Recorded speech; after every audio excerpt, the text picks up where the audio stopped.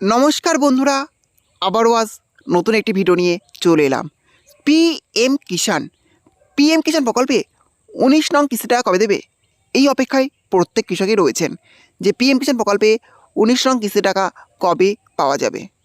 PM কিষাণ প্রকল্পে 19 নং কিস্তি টাকা কবে দেবে অফিসিয়ালভাবে জানিয়ে দিল।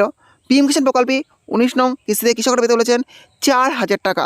2,000 টাকার বদলে 4,000 টাকা কৃষকরা পেতে চলেছেন। হ্যাঁ, এবার চলুন দেখে নেওয়া যাক যে পিএম কিষাণ প্রকল্পে 19 নং কিস্তি টাকা কৃষকরা কবে তাদের ব্যাঙ্ক অ্যাকাউন্টে পেতে চলেছেন। পিএম কিষাণ এটি কেন্দ্রীয় সরকারের এমন একটি প্রকল্প যে প্রকল্পের মাধ্যমে কৃষকদের আর্থিক সহায়তা প্রদান করা হয়। বছরে 3টি কিস্তিতে কৃষকরা এখানে আর্থিক সহায়তা পেয়ে থাকেন। 2,000 টাকার 3টি কিস্তিতে কৃষকরা এখানে আর্থিক সহায়তা পেয়ে থাকেন। আর এই টাকা এবার বাড়তে চলেছে। এবার কৃষকরা 2,000 টাকার 3টি কিস্তির বদলে পাবেন 4,000 টাকার 3টি কিস্তি, অর্থাৎ 6,000 টাকার বদলে কৃষকরা পেতে চলেছেন 12,000 টাকা। পিএম কিষাণ প্রকল্পে 19 নং কিস্তি টাকা দেওয়ার অফিসিয়াল তারিখ যেটা ঘোষণা হয়ে গিয়েছে।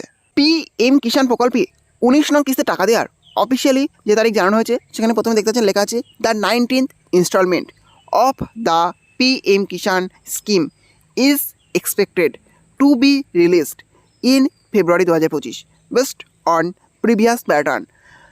Beneficiaries should complete their EKYC via the PM Kishan portal or a CSC to ensure timely payment.